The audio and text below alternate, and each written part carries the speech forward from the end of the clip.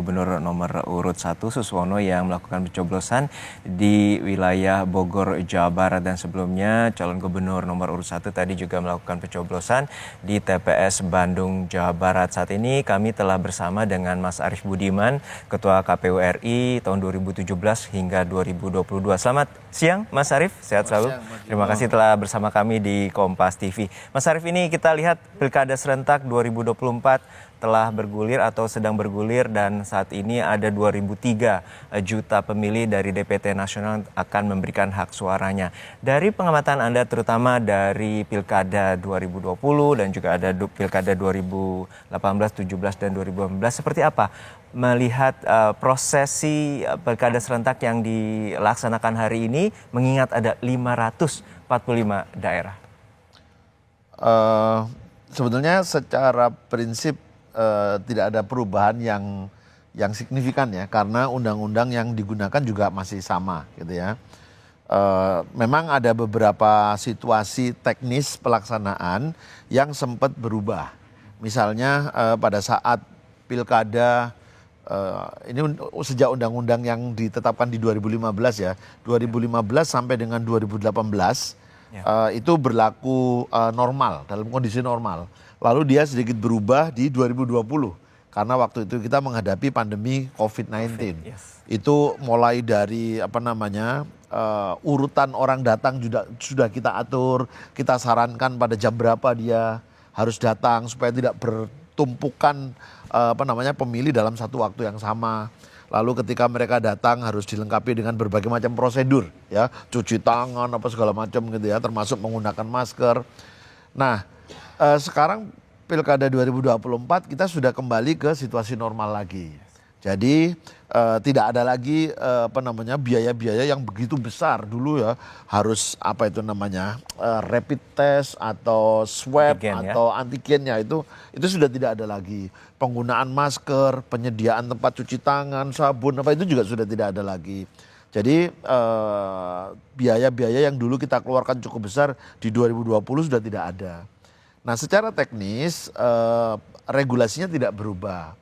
Hanya ada beberapa inovasi yang dilakukan oleh KPU untuk membuat kualitas pilkada ini mestinya menjadi lebih baik gitu ya. Nah, khususnya ya, perkembangan penggunaan teknologi informasi dalam pelaksanaan pemilu dan pilkada. Jadi saya ingat betul ketika kita masuk reformasi pemilu 99, kita sudah mulai menggunakan teknologi informasi. Waktu itu ya dengan teknologi saat itulah, kirim data hasil itu melalui fax. Lalu 2004, 2009 kita juga menggunakan teknologi informasi, waktu itu diberi nama Situng. Nah, itu menggunakan scanning. Lalu 2014 dan 2019, nah saya waktu itu sudah ada di KPU RI ya, untuk penyelenggaraan pemilu 2014 dan 2019. Karena Mas dari tahun 2012 ya sebagai anggota KPU ya. Nah, itu juga masih menggunakan Situng, tetapi kita sudah menampilkan formulir-formulir dari setiap TPS melalui website yang disediakan oleh KPU. Jadi semua bisa mengakses ke situ, semua orang bisa melihat. Betul. Nah, bahkan di 2019 kita bukan hanya menampilkan foto formulir C1-nya, tetapi juga hasil rekapitulasinya. Jadi misalnya di TPS nomor 1 hasilnya ini, TPS nomor 2 hasilnya ini, itu sudah langsung direkapitulasi. Dan publik bisa melihat itu, hasil per TPS, hasil per kecamatan, hasil per kabupaten kota, bisa langsung dilihat. Nah, itu ada beberapa catatan dari publik kan, waduh karena itu masih di-input secara manual, ada beberapa human error ya, yang mengalami kesalahan dalam menginput data. Yang kemudian kita sempurnakan, kita revisi, kita melakukan perbaikan sebagaimana ketentuan yang berlaku. Nah, pengalaman di 2019 kita gunakan untuk memperbaiki pelaksanaan Pilkada 2020. Nah, ini untuk pertama kalinya di dalam pilkada kita menggunakan Sirekap, sistem informasi rekapitulasi. Jadi tidak lagi sekedar sistem informasi penghitungan. Jadi kalau di dalam pemilu itu di TPS setelah kita mencoblos itu lalu dihitung. Setelah dihitung lalu direkap di kecamatan. Nah seterusnya itu namanya rekapitulasi. Nah kita tidak hanya menampilkan hasil penghitungan tetapi juga hasil rekapitulasi. Ya. Itu di Pilkada 2020. Nah sekarang Pilkada 2024 namanya masih Sirekap. Sistem Informasi Elektronik Rekapitulasi. Gitu ya. Nah mestinya pada saat rekapitulasi dilakukan, ya, data sudah dikirimkan ke pusat data, mestinya kita bisa mengetahui perkembangan hasil rekapitulasi. Misalnya begini, di sebuah kecamatan, karena rekapitulasi itu dilakukannya di kecamatan, misalnya di sebuah kecamatan terdapat 500 TPS, gitu kan? Maka hasil dari TPS 1 dikirim. Sekarang sudah tidak lagi pakai scanning, bukan ya, scanning, tapi ya. pakai potret. Foto ya? Foto. Yes. Nah, itu sejak Pilkada 2020. Itu sudah pakai foto, langsung kirim ke pusat data, lalu dia akan melakukan rekapitulasi secara elektronik. Sejak Pilkada 2020. Nah, hari ini itu juga kalau saya baca di regulasinya KPU ya, itu juga masih dilakukan. Di foto, terus hasilnya dikirim ke pusat data, tetapi kalau saya tidak tahu ya, nanti setelah pukul 1 siang kita akan lihat apakah ditampilkan secara elektronik hasil rekapitulasinya atau tidak. Nah, tapi sekilas saya lihat, saya baca di regulasinya, hasil rekapitulasinya itu sepertinya tidak akan ditampilkan real time. Jadi TPS 1 masuk, misalnya angkanya 10, lalu TPS 2 masuk, angkanya 30. Mestinya di hasil rekapitulasi akan terlihat 10 plus 30, 40. Lalu TPS 3 25, mestinya langsung masuk 65. Yes. Nah, apakah real time hasil rekapitulasi itu nanti akan ditampilkan atau tidak? Kita belum tahu. Nah, kita nanti lihat ya. Siang nanti ya. Ya.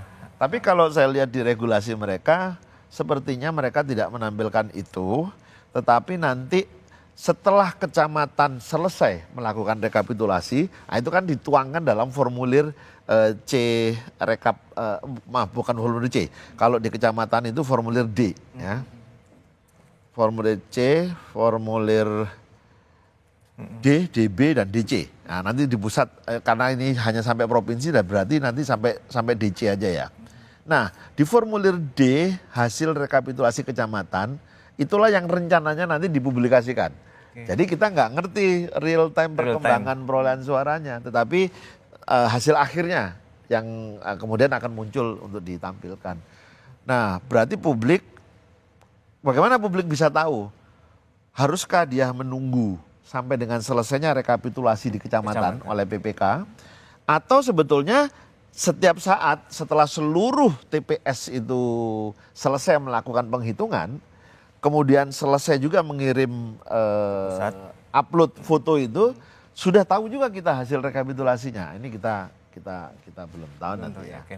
Nah, tapi untuk si rekap sendiri kan kemarin di Pilpres dan juga Pileg ada kekurangan gitu ya dalam bahasanya. Nah, kemudian juga ada evaluasinya. Seperti apa kemungkinan kekurangan itu dapat diminimalisir di Pilkada serentak kali ini? Nah, saya meyakini ya, sistem itu dari pemilu ke pemilu selalu diperbaiki.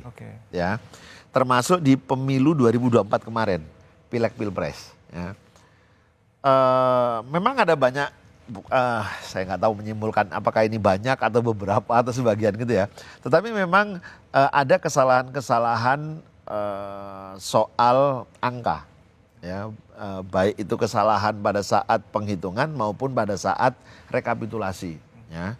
Lalu menyebabkan gejolak gitu ya, yang loh ini kok awalnya menang ini jadi kalah segala macam. Itu harusnya ya itu yang diperbaiki gitu loh, bukan kemudian menghilangkan informasi cepat yang harusnya bisa didapat oleh publik. Tadi Mas Arief sebutkan. Karena publik saya yakin memantau terus ya. Iya, sangat membutuhkan informasi itu gitu. Nah, salah satu hal penting di dalam penyelenggaraan pemilu maupun pemilihan kepala daerah adalah transparansi. Yes. Jujur, adil dan transparan. Yang bisa mendukung proses transparansi itu berjalan dengan baik adalah penggunaan teknologi informasi. Nah, kalau teknologi informasi yang digunakan itu kemudian tidak mendukung proses transparansi, ini agak mundur gitu ya. Kami sudah pernah melakukan di 2014, pemilu 2014 itu hanya menampilkan foto form hasil C1. Waktu itu namanya C1 bukan C hasil gitu ya. Yeah. Form C1 itu di web kami. Karena waktu itu kami belum menggunakan teknologi marking and yang bisa langsung merekap secara elektronik. Kita belum menggunakan hanya itu. Manual foto gitu. Ya. Nah, hari ini kalau yang ditampilkan hanya foto di TPS saja, itu artinya kita mundur ke belakang lagi. Harusnya teknologi sudah makin maju, masyarakat sudah makin mudah cari informasi, hanya dengan klik sana klik sini sudah dapat informasi. Kalau belum dapat, ini kadar transparansinya perlu dipertanyakan. Ya, walaupun kita masih menunggu ya proses hingga siang hari nanti gimana sistem Sirekap ini mampu dapat dilakukan. Yang masih sedikit tertinggal karena fiskalnya belum mandiri. Luasnya itu 30 kali lipat luas Tangerang. Jadi memang butuh pemerintah pusat dan pemerintah provinsi.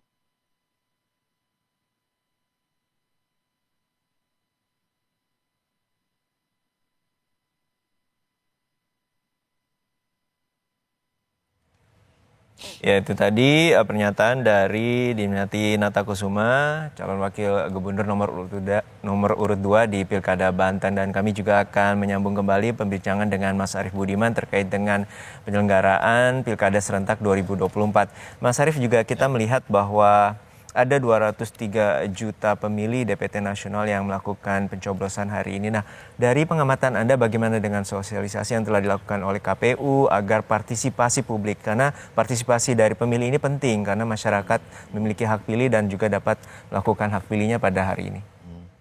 Ya, tentu kita berharap partisipasi tetap tinggi ya. Selama ini kalau kita pasang target itu 77,5% partisipasi pemilih. Di beberapa tempat kemarin bahkan di atas 80%. Ya, di pemilu terakhir kemarin juga gitu ya.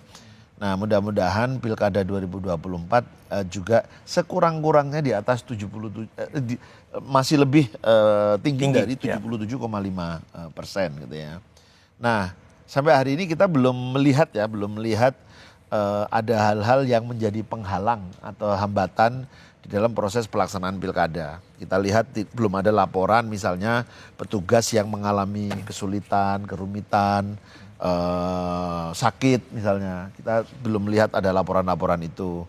Kemudian logistiknya juga begitu. Ya. Saya dari pagi sampai siang ini setidaknya belum mendengar ada laporan logistiknya kurang, logistiknya rusak, terbakar, hilang dan segala macam juga belum terlihat ya. Mudah-mudahan ini laporan dari teman-teman media yang ada di daerah ini juga menjadi penting supaya KPU RI kalau harus mengambil kebijakan dia bisa melakukannya secara cepat. Gitu loh. Mudah-mudahan tidak ada kendala sih mudah-mudahan. Ya, kita apresiasi bagaimana KPU juga memastikan bahwa logistik dan juga untuk TPS di 435.000 TPS yang saat ini melakukan pilkada serentak juga dapat dilakukan, dan kita juga akan terus memantau bagaimana juga ada wilayah-wilayah yang saat ini sedang terdampak bencana dan wilayah dari TPS tersebut juga melakukan mitigasi. Nah, selebihnya untuk terkait dengan logistik tadi, kepastian dan juga kemudian untuk terkait dengan warga bisa dilakukan.